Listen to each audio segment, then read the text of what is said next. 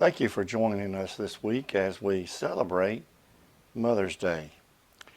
Today's devotion is titled, If Mama Ain't Happy, Ain't Nobody Happy, from Proverbs chapter 25, verse 24. It's better to dwell in the corner of a housetop than in a house with a contentious woman. We've all heard that statement that have brought a smile to our face. Listen to this one. Again, if mom ain't happy, ain't nobody happy, male or female. Most people agree with that statement. Women usually smile a knowing grin, saying, "Oh, have I been there?" Men usually chuckle and add a bit too loudly, "Boy, isn't that the truth?" When people hear this statement, they think of themselves, their mate, their mother, or someone they know.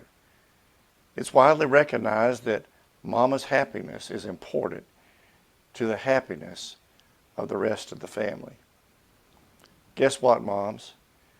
Your influence, for better or worse, the people you are close to, whether or not you intend to.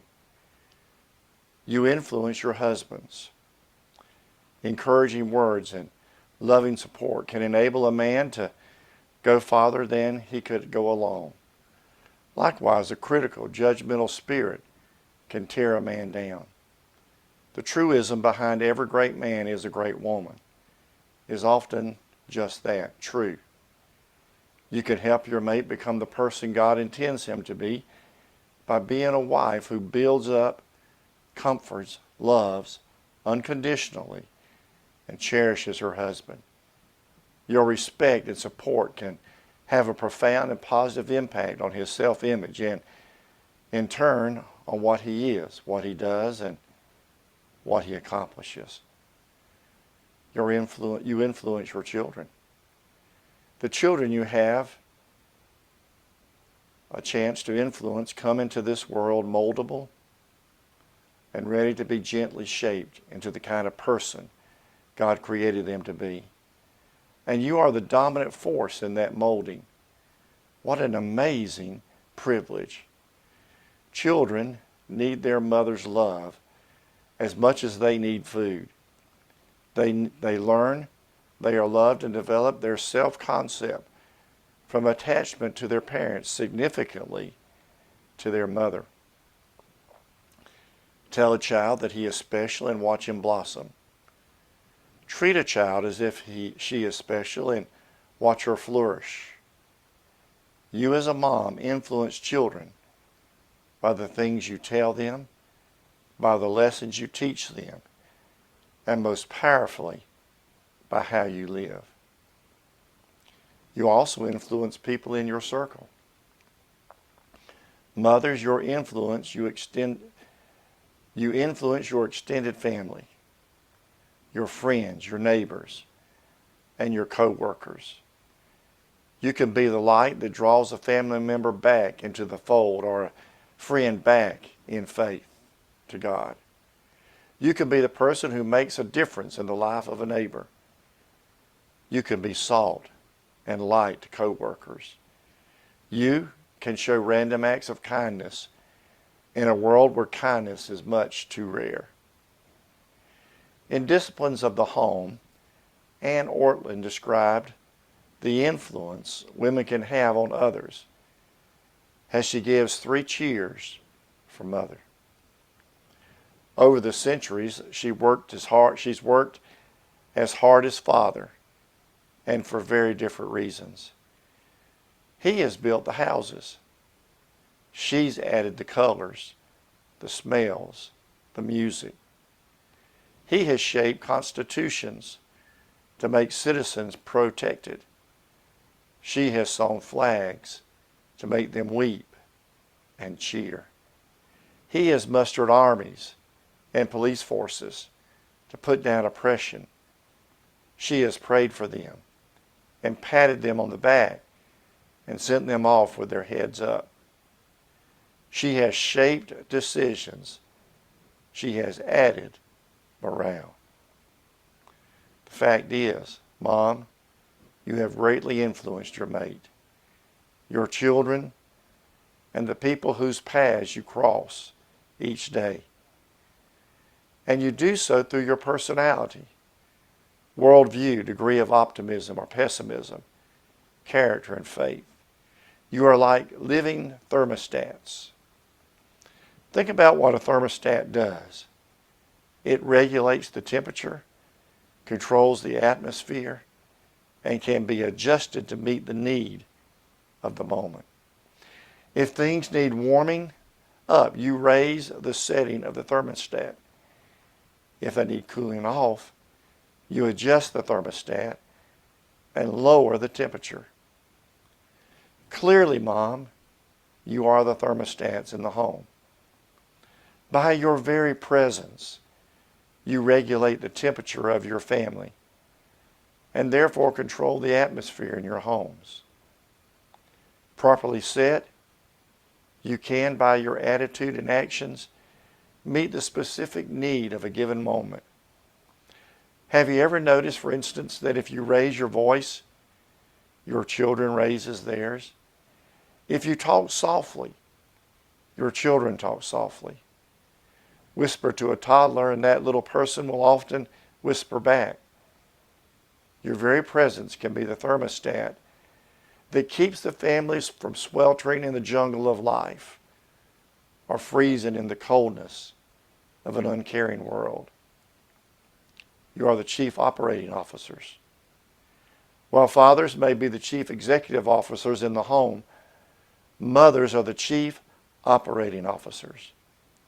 Moms are the managers who usually run the enterprise known as family. Often single-handedly, you oversee the day-to-day operations of the family unit. Although I don't know a woman alive who wouldn't like an extra hand or two. You are chief or chef, chauffeur, chief bottle washer, social director, and often maid.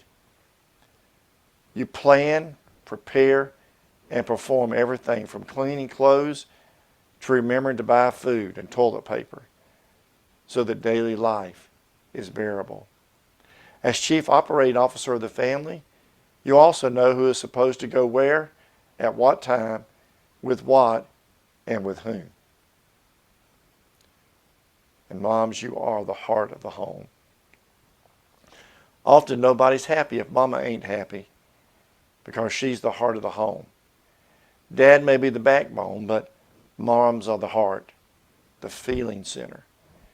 Mothers tend to be the one person in the family who is in touch with every other member of the family. As a mom, you keep up with the condition of your family's lives. You intuitively know when your child is upset or when your husband has had a bad day. You can read a face, a voice, even a walk, because you are students of those who you love. God gave mothers a heart for their family members that is very different from the loving and caring heart He gave fathers.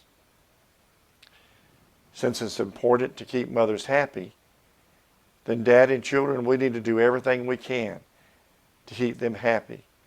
We need to work hard and every day to keep mom happy.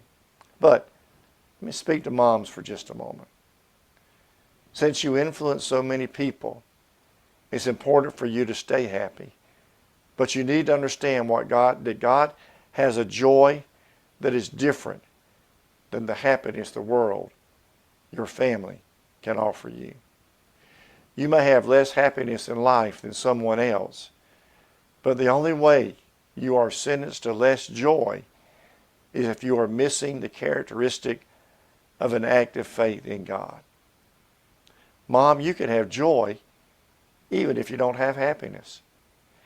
If you have the joy of the Lord despite what is being done or not done to give you happiness, you can still have a powerful influence on your family.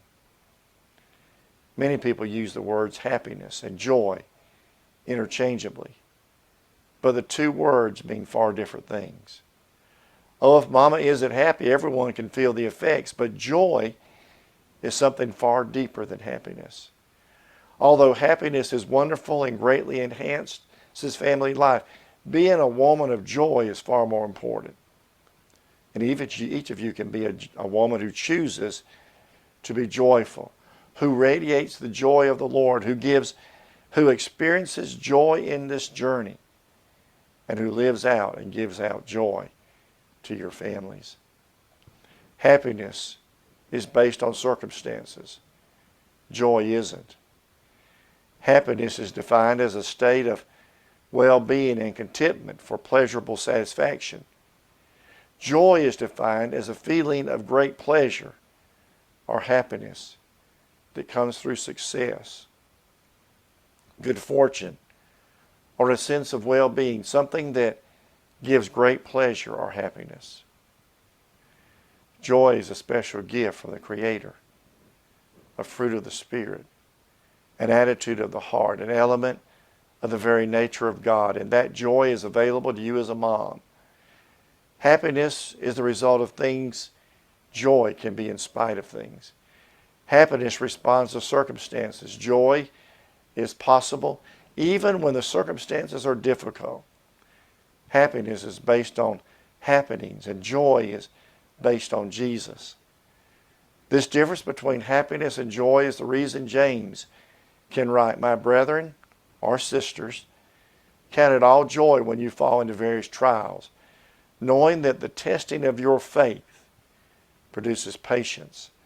But let patience have its perfect work, that you may be perfect and complete, lacking nothing." James 1, 2 through 4. So today, we as fathers and children, we want to begin by pledging to try to make you happy. We have an obligation to do this. But if we fail to make you as happy as you would like, then receive the joy of the Lord so that things won't be so bad in the home. We will work on the happiness part if you will work on the joy part. May God bless all of our mothers this week as we celebrate Mother's Day.